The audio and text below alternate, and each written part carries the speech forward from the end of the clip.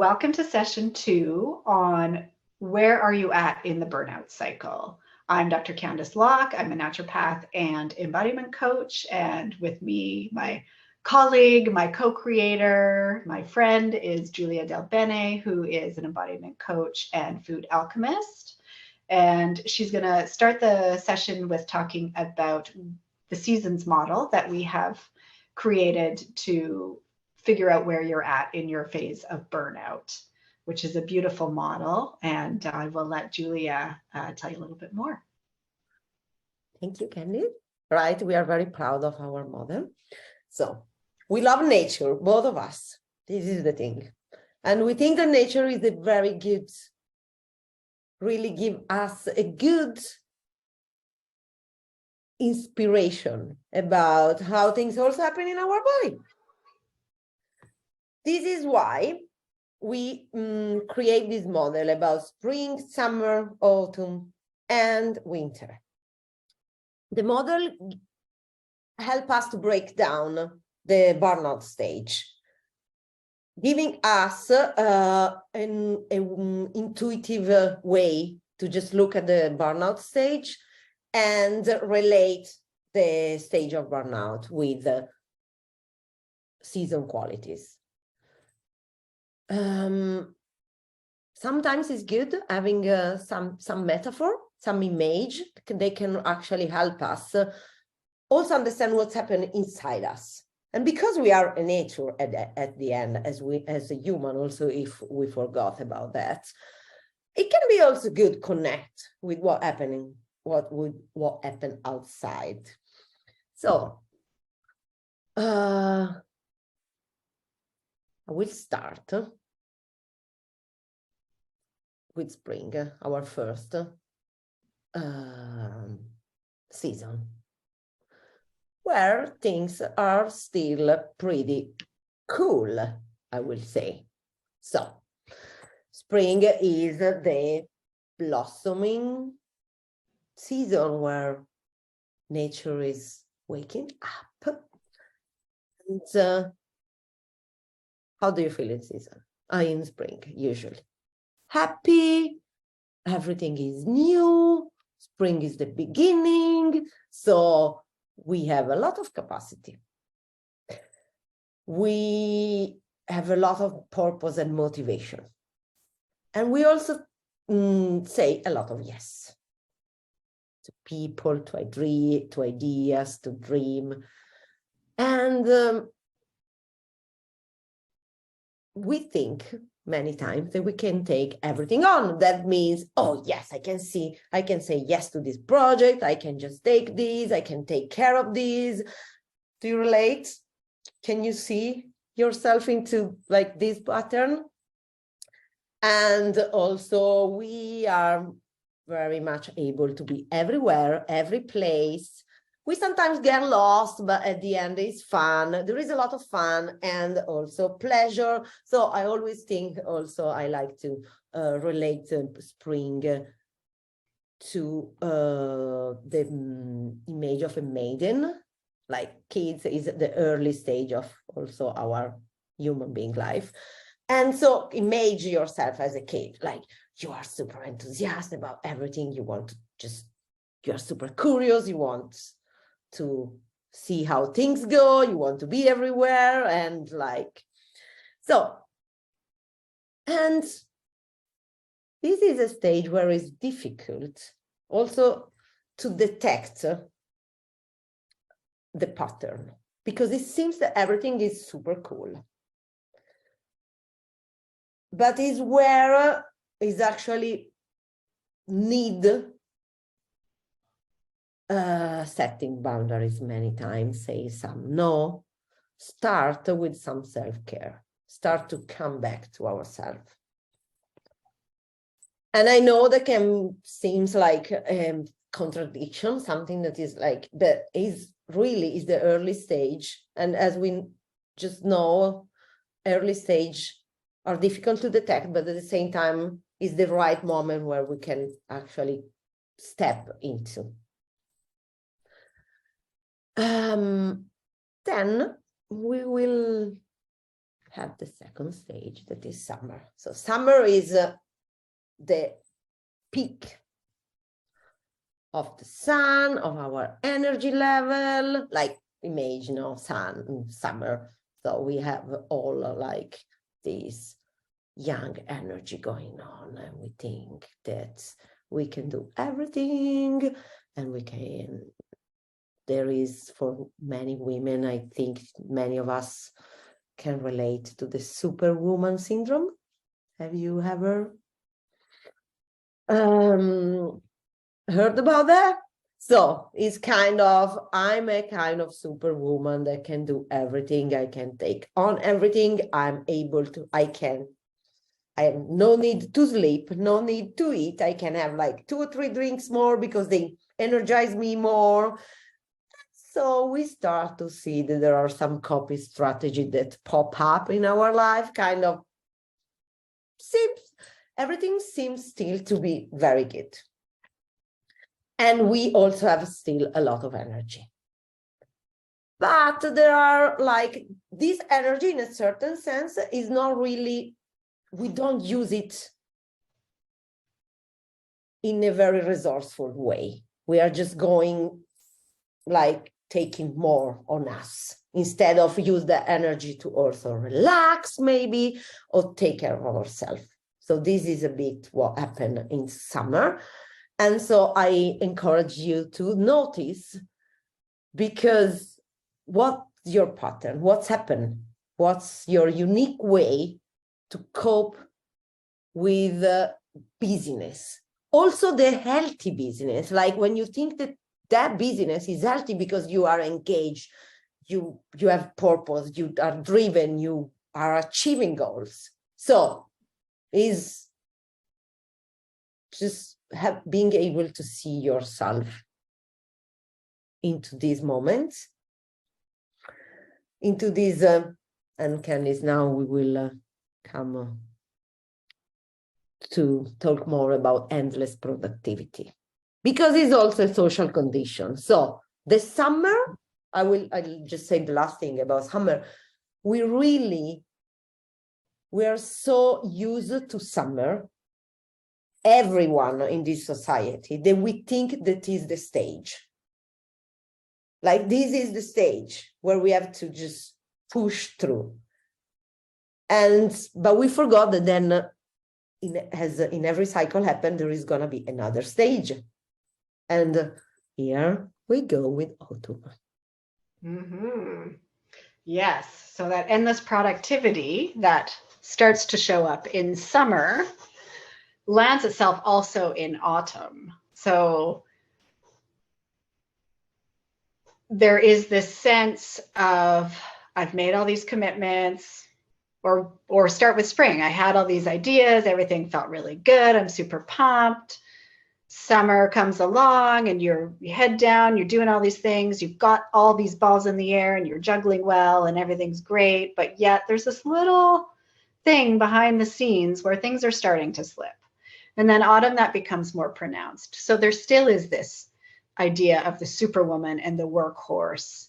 And with that, now though comes this, it's just one more thing, and then I'll rest, one more thing, and then I'll do whatever. And it starts to get harder to do that just one more thing.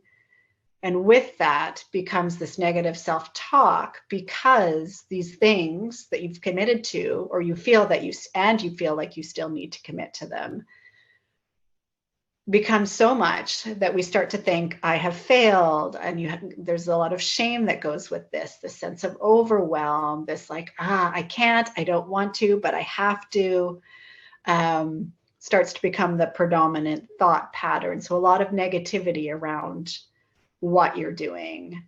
And the why also disappears here. So all of the sexiness of spring and the like ideas and the yes to people and yes to this idea and this dream and that dream, suddenly there's this sense of, I don't know why I'm doing any of this anymore. So that reason and that purpose of why you started in the first place has diminished if it's not fully gone. And then we lose the sense of ourselves in our bodies. So we start to ignore the signals that we get. We're pushing through the fatigue. It's there, but I still can only sleep 4 hours, and I'm okay to stay up late. And maybe I'll drink one more coffee, and maybe I'll, have something sugary to give me that quick energy. And maybe, I'll sleep 3 hours instead. And so we start to really disconnect from our body. Our body has probably given us lots of signals at this point to slow down. And yet, because of that fear of failure and because of that shame that could go with not being able to fulfill your commitments, we ignore that piece. And so it starts to get very complicated. We know, there's this sense of too much, yet there's this inability to get ourselves out of the too much, or it feels that way. And then, so from that endless productivity, we've got this like voice in the back of our head telling us, keep going, this judge, this self-critic, this, how come you can't keep up with this level, this disconnect and this why. Then we move into winter, which is collapse. And so if you had watched the video on what's happening physiologically in the body, the first part, so your spring and your summer, you would see, and even into autumn, you would see an increase in cortisol and epinephrine, which are your stress hormones. They're the ones that help you get up and go and have the drive and keep moving forward. But that's not a sustainable way to continue. And so there's this collapse where the body is really, it's sent you signals are ignored. And now the body's like, guess what, guys? You can't do this anymore, period. So there's a state of collapse. This is where we see illness come in, colds, flus, rashes, digestive disorders, just this real feeling of discomfort. So you start to get physical ailments because the body has not been able to maintain the level that we've set for ourselves. And with that also comes the emotional state. So autumn, we started to see this like overwhelm, and this sense of, I feel like I'm going to fail. I've just got to push through. I've got to do these things. And we can't even make basic decisions at this point. So there's this real loss of capacity. So an example that I like to use from a client of mine was, I don't even know what color of socks to wear. Like, this is the state of burnout I'm in. I can't make a basic life decision, one that we wouldn't have even given thought to, because that state of collapse is there. The body and the brain just don't have the resource to mount any kind of decision-making process at this point.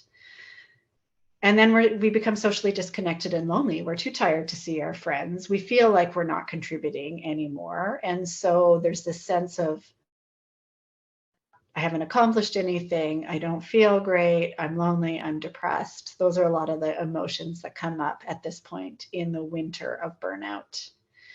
And so I would invite you to see what feels familiar about this. So do you have any patterns here? Are you at this stage where it's hard to get out of bed? Small decisions are difficult. Small stressors feel totally overwhelming and unmanageable. Are you getting colds and flus? And what's happening to you emotionally? Those are big pieces to think about.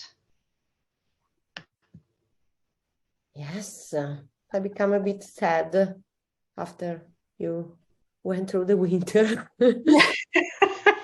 All hope is lost. No, I mean, the reason that we are doing this it's a sad note to end on, is because Giulia and I, like the centering practice, we have other practices that are going to help you move through these phases and tools, so that as you recognize, I'm moving from summer to autumn, as we go through this process, we're going to give you tools to help you catch yourself in those moments so that you can start to reverse that. So you don't end up in winter. And if you are in winter, we're going to start the process of helping you get out of winter. Yeah.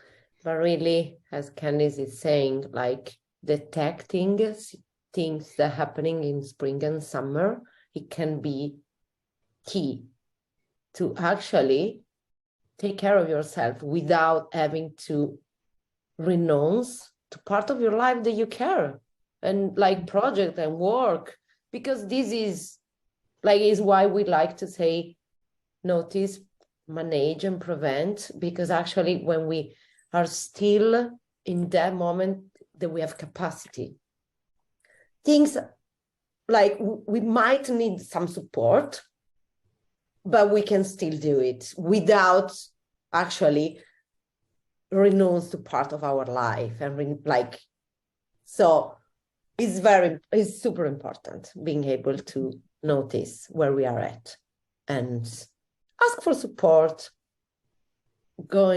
talk with someone. Yeah. So, yeah.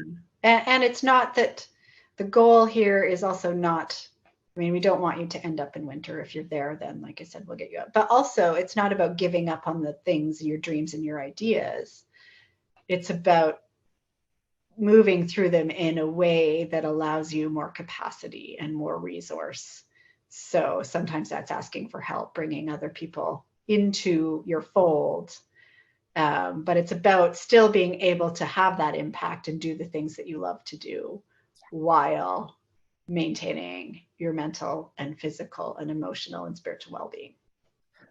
Yes, because life is difficult and this is something we know. So we have to just be able to surf difficult times without burnout. This is the challenge.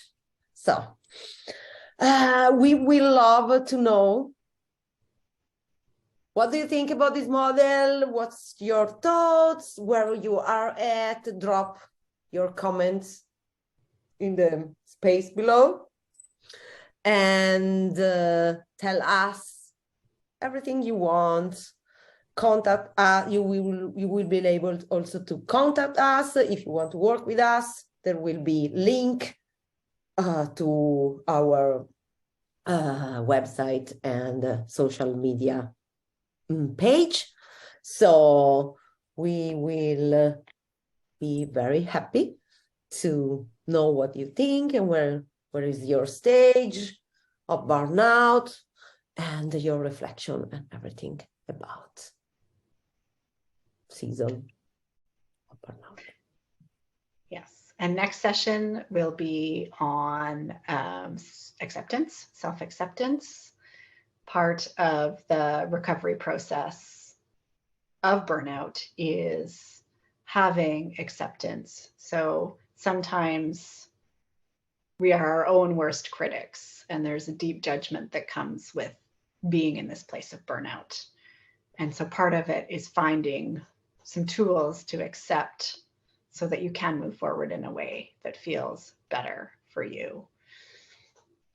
Yes, so the thing is, accept that you are a mess. Welcome in the club. Yeah, I think carrying members here. We are a mess, but it's also the good part, the juicy part. You are beautiful. Okay.